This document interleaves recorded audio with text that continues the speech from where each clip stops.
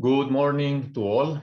It's 9 a.m. here in Rome, and I would like to kick off this great day by welcoming all to the second International Agrobiodiversity Congress, co-organized by the Italian Ministry of Foreign Affairs and the Alliance of Biodiversity International and CIAT, part of one CGIAR.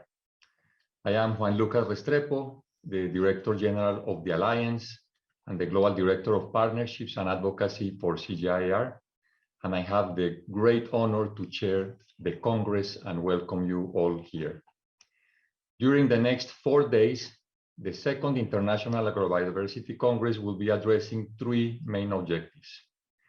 Our first objective is to provide knowledge and evidence of agrobiodiversity's role in positively transforming food systems and exploring the links between agrobiodiversity loss, malnutrition, climate change, and environmental degradation. Our second objective wants to showcase existing solutions and business opportunities to turn science into action and enhance multi-sectoral collaboration on sustainable use and conservation of agrobiodiversity. And our third objective is to reinforce the commitments on agrobiodiversity made in the context of 2021 international events. So let's get started, and let me introduce our co-conveners. Maria Sereni, Deputy Minister of Foreign Affairs and International Cooperation of the Government of Italy. Julia Marton-Lefevre, Chair of the Board of Trustees of the Alliance and of CGIAR.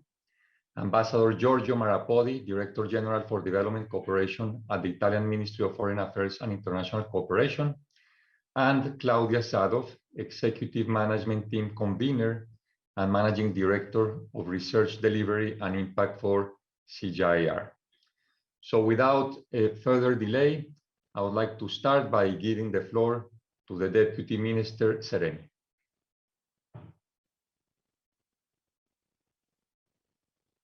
General Restrepo, Excellencies, dear guests, let me thank the organizers of the second International Agrobiodiversity Congress. 2021 has been and continues to be a productive year.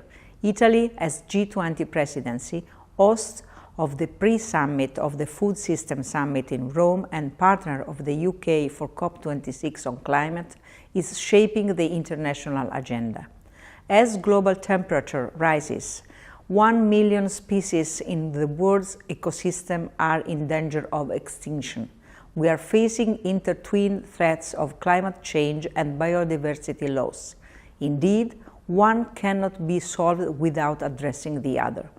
Agriculture, forestry, and other land use account for nearly a quarter of global greenhouse gas emissions. They also support global food security and millions of jobs. At COP26 in Glasgow, nature was among the priorities. We worked to accelerate action on protecting and restoring forests and other critical ecosystems, and helping the world to move towards sustainable agriculture and land use. There is no pathway to net zero without protecting and restoring nature. Let me emphasize that the loss of agricultural biodiversity in our global food production systems is an issue of increasing concern. When we lose agricultural biodiversity, we also miss options to make our diets healthier and our food system more resilient and sustainable. Making agrobiodiversity measurable allows its preservation and protection. Biodiversity International, with the Italian political and financial support, has spearheaded a metric, the Agrobiodiversity Index, as a precious tool to promote agricultural biodiversity safeguard in food systems. The agrobiodiversity we measure and its composite diversity is pivotal for food systems. Moreover, science tells us that we must invest in education at all levels, from school children to the rediscovery of forgotten foods. we must also advance sustainable production and capitalize how farm and landscape diversification can support biodiversity conservation, food production, and the livelihood of smallholder farmers. Agrobiodiversity conservation is the third priority, aiming at maintaining indigenous food crops, collecting genetic resources, and providing conservation services, and ultimately fighting against rural poverty. The G20 leaders' declaration committed to strengthen actions to halt and reverse biodiversity loss by 2030 and called on the parties to the Convention on Biological Diversity to adopt an ambitious post-2020 global biodiversity framework at COP15 in Kunming. This commitment is complementary with the strategy implemented by the Italian G20 presidency that led to Matera Declaration and its call to action. Moreover, we must build on synergies between the activity of the Rome-based agencies and the Alliance of Biodiversity International Center for Tropical Agriculture. We also encourage partners to join the Food Coalition launched by FAO and as a means to achieving food security and nutrition and sustainable and resilient food systems. Unprecedented changes in climate and biodiversity driven by human activities increasingly threaten nature, human lives, livelihoods, and well-being around the world. Only a holistic approach to the implementation of the three Rion Conventions, climate, desertification, biodiversity, can help us to advance this common agenda towards SDG 2, Zero Hunger, 14, Climate Action, and 15, Life on Land. I am sure that today's Congress will positively influence both public policies and investment plans to make sure that agrobiodiversity will be a crucial component of the international development agenda. Thank you for your attention.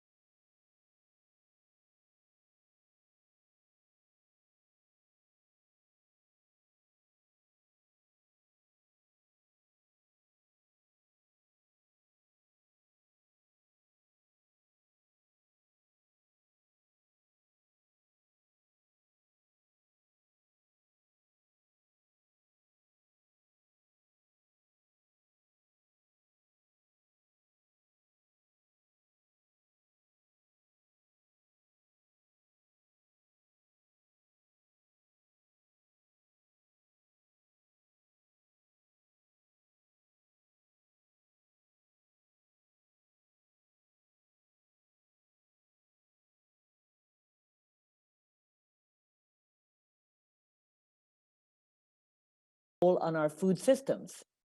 Research has shown that the current operating models of food systems are partly responsible for these challenges, but this Congress confirms the willingness of stakeholders to address these interconnected issues holistically. That's why we're starting with a shared reflection on the crucial issues of agrobiodiversity. Conserving agrobiodiversity is essential for maintaining and restoring productive ecosystems, food security, sustainable economic development, and protecting traditional food cultures, including indigenous peoples' traditions. In addition, agrobiodiversity supports climate change adaptation and mitigation and increases resilience to shocks, contributing to carbon sequestration, reducing greenhouse gas emissions, and countering the rise of global temperatures. Agrobiodiversity also keeps our soils alive, keeping pests in check and creating healthier soils that produce nutritious food containing vital vitamins and micronutrients. Crop and livestock diversity also provides balanced, nutrient-rich diets that keep us healthy. and introducing neglected and underutilized crops and livestock into our diets provides locally adaptable and culturally acceptable alternatives to the few crops and livestock we depend on so heavily. So this second International Agrobiodiversity Congress is taking place during a year when biodiversity, food systems, and climate change are in the public eye. This event is the result of the joint work of over 30 organizations that recognize the catalytic role of agrobiodiversity in transforming food systems, starting from its components: consumption, production, and conservation. This Congress is also one of the first big events of a renewed CGIAR system. Agrobiodiversity is high on the agenda of One CGIAR and fully integrated into our new portfolio of initiatives. This Congress is an opportunity for One CGIAR to unite different stakeholders around this agenda by leveraging its extensive expertise and grassroots presence. I wish to conclude by thanking the Italian government, the United Nations organizations, the research centers, and the international organizations for supporting this event and making it possible. I wish you a successful Congress. Thank you. Thank you so much, Julia, for your statement. And let me pass the floor now to Ambassador Marrapodi. Over to you, Giorgio.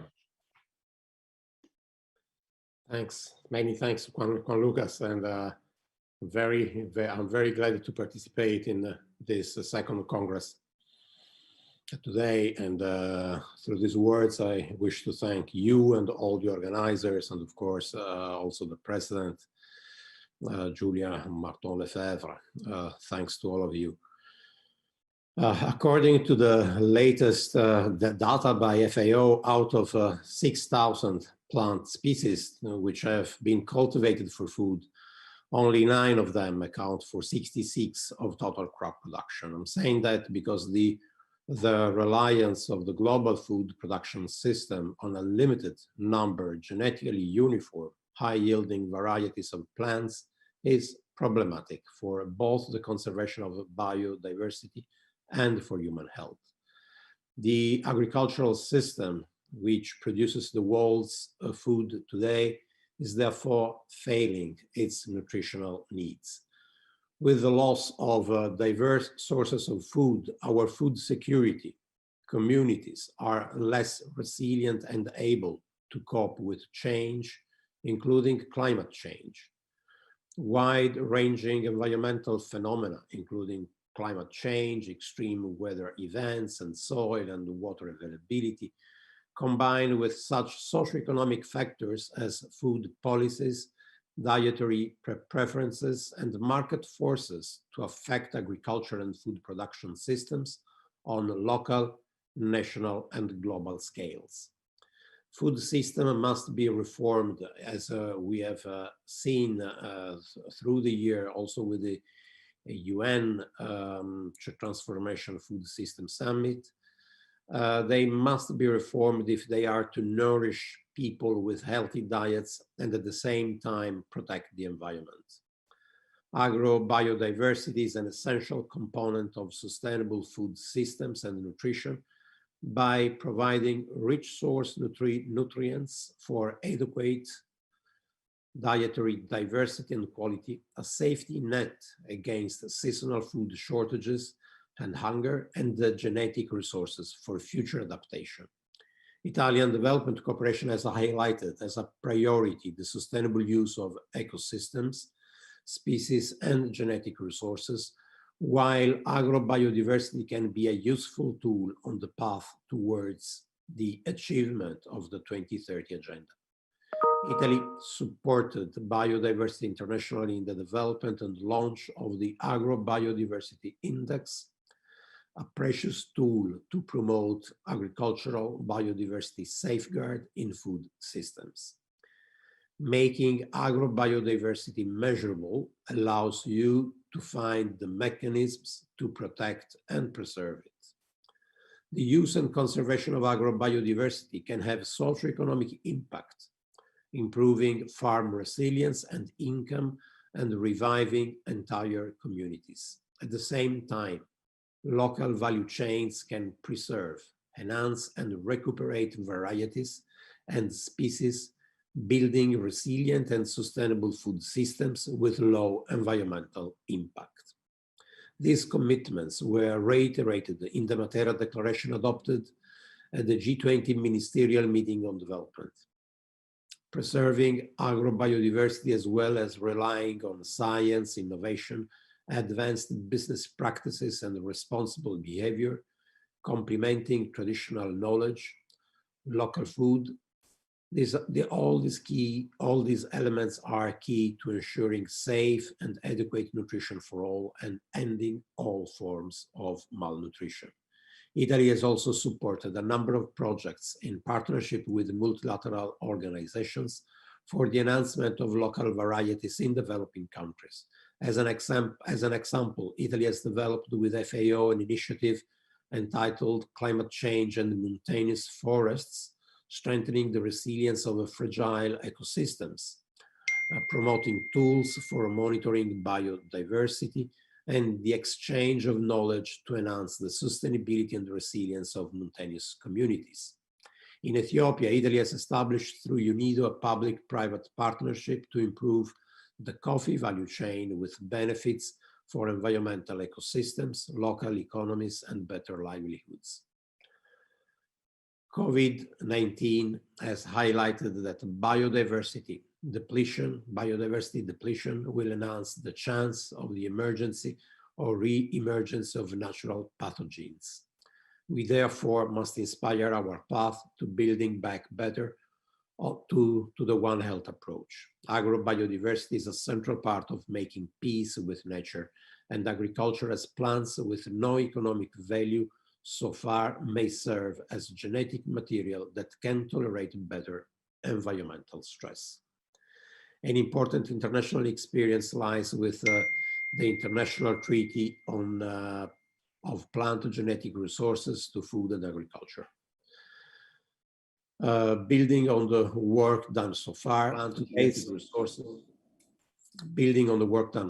today's Congress will contribute to advance the discussion on agrobiodiversity by integrating knowledge. It will be an opportunity to dive deep in the challenges faced in agrobiodiversity, analyzing the latest scientific evidence on agrobiodiversity contribution to sustainable system and exploring the business opportunities and the prospects of using science-driven innovation. Italy, and I conclude, is glad to support this discussion on the sustainable use of agrobiodiversity in production and consumption to help address some of the most pressing challenges facing our planet, and Italy is and will be happy to continue to support agrobiodiversity in the biodiversity organization in Rome. I wish to thank you, all the organizer, and I look forward to a fruitful discussion. Over to you. Thanks, Juan Lucas. Thank you so much, Ambassador Marrapodi, for your statement and for your government support all along this process. Let me now pass the floor to Claudia.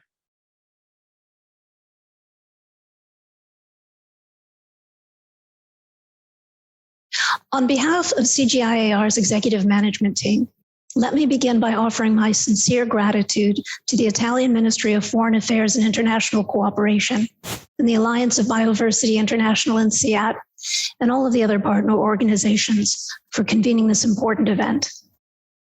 In the context of the UN Food Systems Summit recently, I was asked, what can the leaders of today do for the leaders of tomorrow?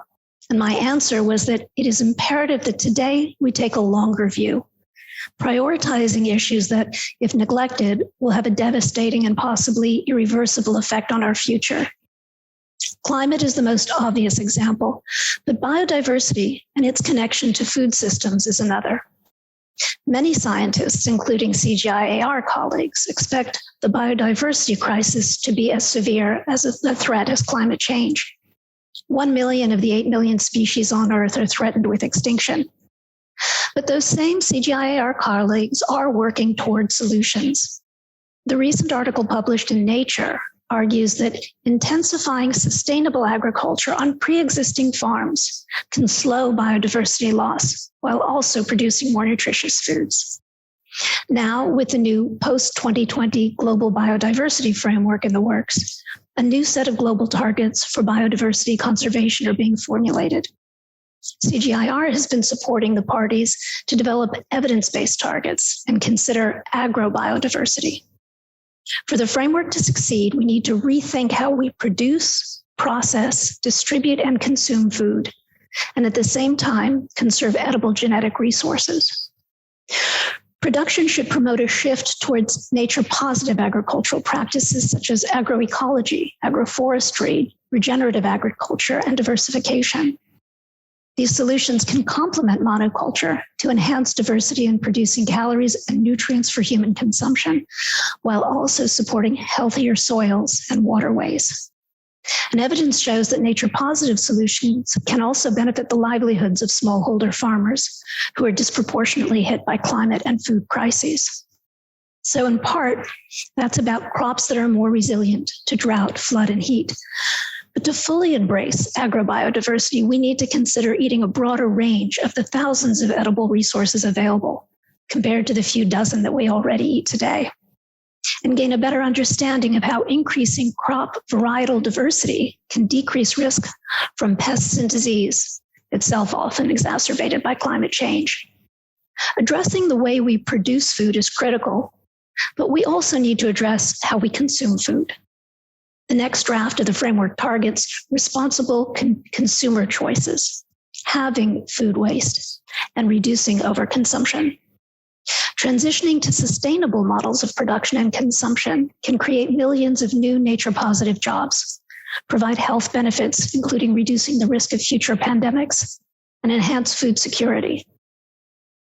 Agrobiodiversity applies a holistic systems lens to preserve and restore productive ecosystems, food security, sustainable economic development, and protecting traditional food cultures, including indigenous ones.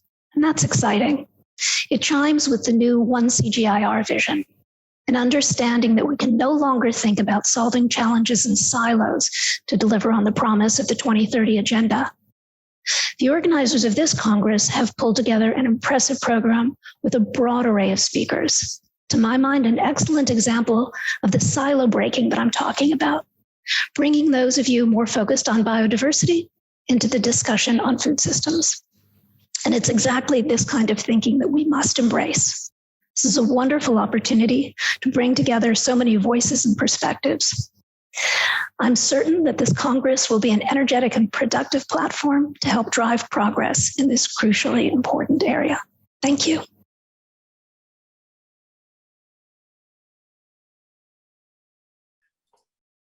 Thank you, Claudia. Thank you, Deputy Minister Sereni. Thanks to Julia. Thanks to Ambassador Marrapodi for your extraordinary statements. I am particularly grateful for the Ministry of Foreign Affairs and International Cooperation for the tremendous, great support we've received all along through the Congress preparation, and also very proud of Julia's and Claudia's strong technical backstopping from the Alliance and One CGIAR.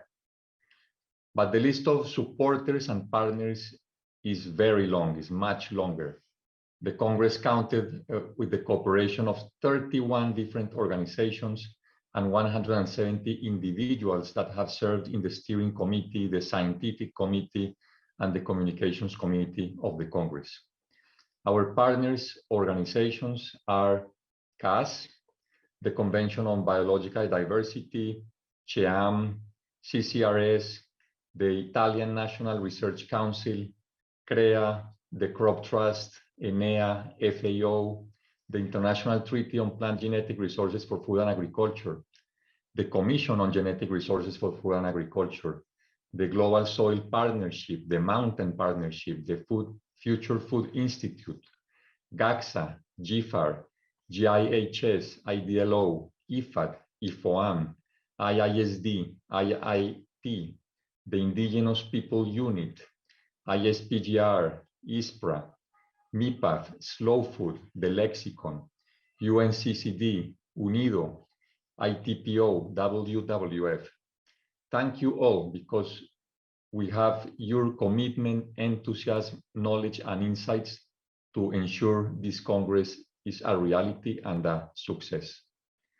So some of our partner organization leaders made the time in their hectic schedules to either send us a videos or be with us live today.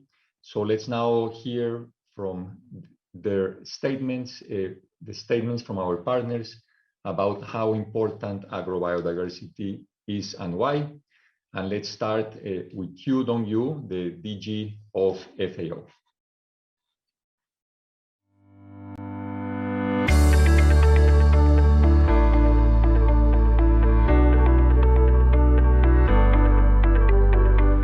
Dear colleagues and friends, I am honored to address you at this opening of the Second International Agrobiodiversity Congress.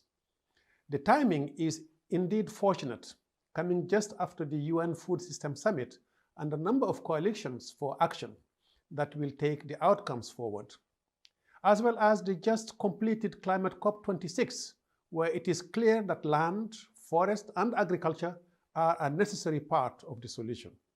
As a UN anchor agency for the summit and a Congress partner, the United Nations Convention to Combat Desertification is committed to assisting countries and communities in adopting and scaling the sustainable management of land resources, our soil, water, and biodiversity. Rallying around agrobiodiversity, this Congress has succeeded in bringing together a diverse group of organizations that are well positioned to urgently act to help transform our food systems for the health of people and the planet. Another tremendous asset is the One CGIAR reformulation, which will allow innovation to be deployed faster, at larger scales, and with even greater impact. We cannot miss this opportunity to leverage a more robust and integrated research agenda. With concrete action to address the challenges of poverty and hunger, food and water security, and the health and productivity of our land resources. Enhancing diversity is critical for all aspects of our food systems and is a common priority for the Rio Conventions for crop and livestock production throughout the supply chains to our diets. Agrobiodiversity is an important element for combating land degradation, biodiversity loss, and climate change. Restoring it is a practical solution that is closely linked to our management of soil, species, and emissions. This Congress is truly a multi-stakeholder platform which will have a loud call to action. We must not miss this opportunity to amplify the messages and demonstrate the power of tradition and innovation to improve the human condition. The provisioning services related to biodiversity rightly get a lot of attention. Food and nutritional security depends on consumers having access to more varied diets and producers having access to large genetic resource base. It is true that over the last century, we have lost many of the crop varieties and wild relatives that have sustained us for millennia, and we must do our best to recover what we can. But I would like to turn to the regulating and supporting functions of biodiversity below ground in our soil. This is unseen foundation for all life, the fungi and microorganisms that safeguard soil health. Healthy biodiversity soils produce nutritious food for essential vitamins and micronutrients. These are critical for childhood development and will help to grow strong and smart. The loss of soil health compromises the very foundation of our societies and economies. Soil biodiversity is also an often neglected part of the climate change solution for both mitigation, storing carbon, and adaptation, making us less vulnerable. Only few countries refer to soil organic carbon in their NDCs, despite its quantifiable role in climate mitigation. Unfortunately, we currently find ourselves operating within a vacuum of international soil policy. We also see a significant gap in national policies that do not fully recognize the connecting role of soil health to achieve sustainable development priorities. Yet increasingly, countries are realizing that soil health is a national security concern. Soil health is a national security concern, let me repeat. When food is scarce, prices rise and inequality increases. This can result in civil unrest, forced migration, and other security risks. The UNCCD fully recognizes these threats and advocates for healthy soil and balanced agrosystems that are our pathway to food sovereignty and a peaceful society. Under the UNCCD, for example, commitments under the land degradation neutrality targets focus on improving productivity in farming and grazing lands. This cannot be achieved without improving soil health and biodiversity below ground. Please join us at the UNCCD COP15 in May 2022 in Abidjan, Cote d'Ivoire, to help shine a spotlight on the role of agrobiodiversity to scale up land restoration and better prepare for droughts. So I would like to strongly encourage you to engage more fully with the UNCCD process and explore how we can better link